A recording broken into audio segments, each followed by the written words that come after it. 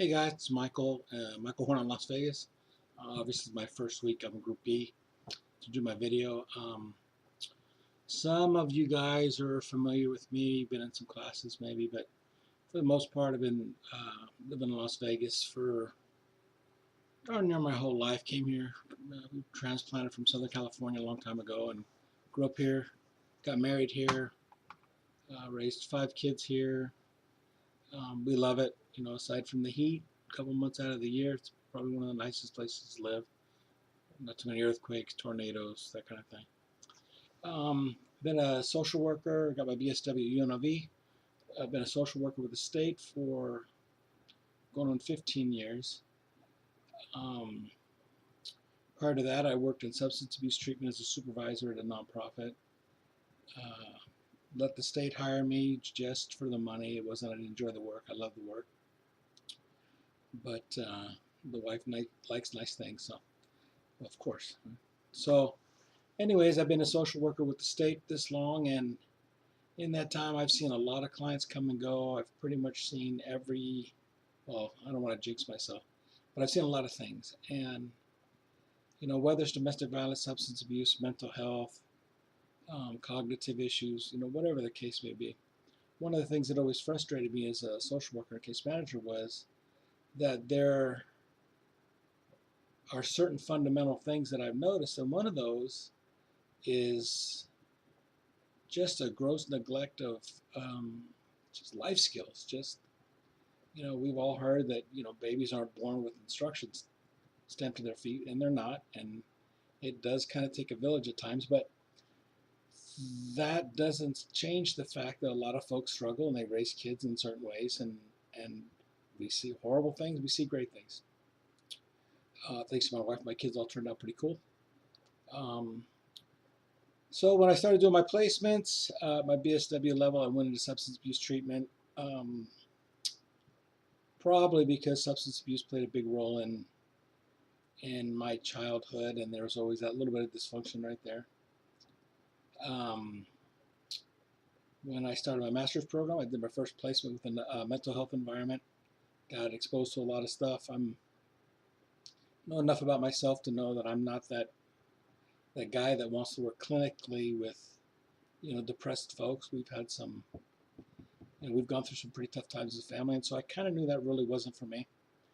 And then when it came time to pick my last clinical on my clinical track placement, I kind of called an MSW that I knew, and she worked for an agency called Southern Nevada Children's First. Initially, they started out years ago helping younger parents, essentially with housing. They had access to some grants and funds, and we all know that when Sally gets pregnant from the kid up the street, mom and dad get pissed, and more often than not, Sally thinks she's grown, and boom, they blow up, and next thing you know, I'm out of here, and Sally's out of there, but she turns out she has nowhere to go. So Southern Nevada Children First kind of, stepped in there, and they were working with the families even, they were working with the clients and the children, and just making sure these younger adults were safe.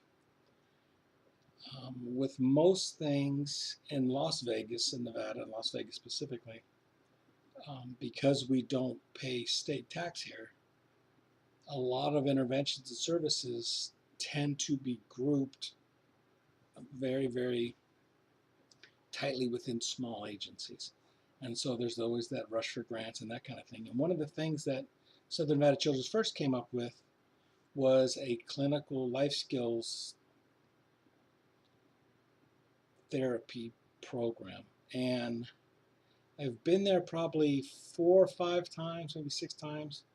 I'm there twice a week, and I'll probably take some time off my 9 to 5 to make up some hours, because I'm coming up short every week at 14, 15 hours. But I'll just take some time off. But the cool thing is, and I don't know if you guys know about this, but there's they do some therapy there called, I'm thinking, parent-child.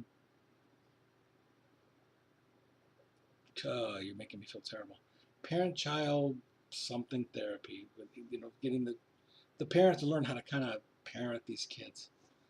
And it's a very, very comprehensive program. It's very Um, there is headquarters for this specific type of therapy, and they put out, of course, material and documentation and testing and that kind of stuff. Um, and it involves a number of things, not the least of which is the agency had to build some walls and move some stuff around, buy some audio video equipment. They share with they work with the adults, the young adults, probably to age 25 maybe. They take lots of different insurances, but some of it's grant driven, that kind of thing. And they put these walls in with mirrors so that nobody can see behind them, and then the MSW, the therapist, is inside that room, and the client has this earbud in her ear, and they script through and they walk through, and as these parents are engaging with these children, they're hearing the therapist when necessary kind of tell them what to do, talk about the praise, talk about the this, ignore his bad behavior, that kind of thing. And yeah, I really like it. Like I said, I have my own issues, and I really don't choose to work with folks with very severe mental health problems on the depression side. And this is not that. This is just really parents that are struggling, and children from ages 2 to 7 that have not had that foundation with them, with their parents, and they're really moving forward, and great things are happening. I think typical treatment is 12 to 16 weeks, but through their funding, of course, a lot of interventions are, for better or worse, essentially dictated by the payee, whether it's insurance companies or whatever the case. They actually have enough grants to where if a family's wrapping up in 8 or 10 weeks and they've met these certain benchmarks, perfect, fine, they let them go. Some families are working longer; they just need more. And at this agency, there's one MSW that's doing it. Minimally, she had to be trained, and she's my field my field instructor. Minimally, she had to go to a week long seminar or conference, whatever the case may be, to learn how to do this. Um, and so I'm seeing these results, and we all know how positive that is for these little tykes as they're learning this stuff from mom and how moms are growing.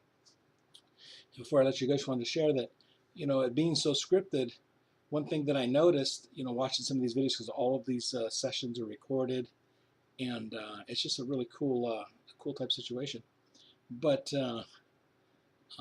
interestingly enough, as as I'm watching the coach, the MSW, talk to the parent, it's who's talking to the kid.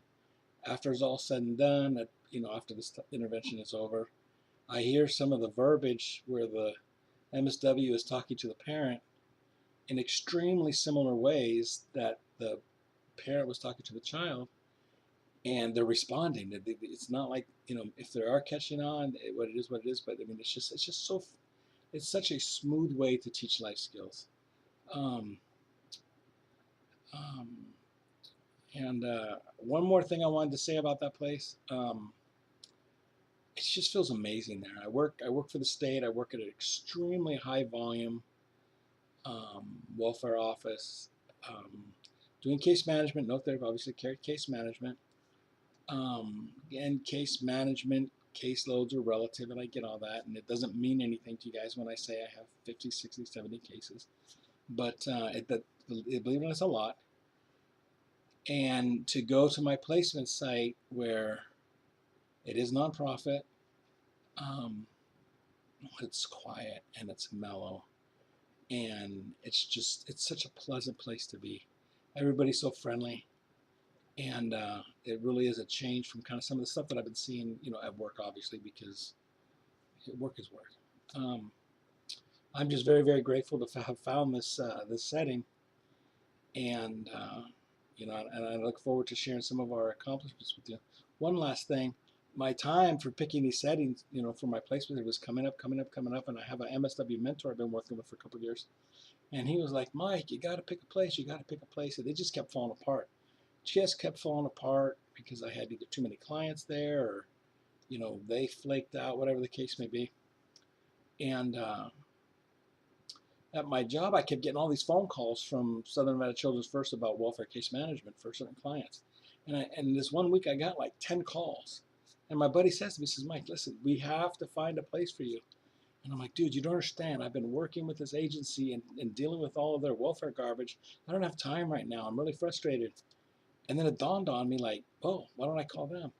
And it's just been the most amazing experience thus far. And so, like I said, I'm grateful to be there. I've been watching your videos. I've been trying to comment on all of your discussions. Everybody's getting something from me.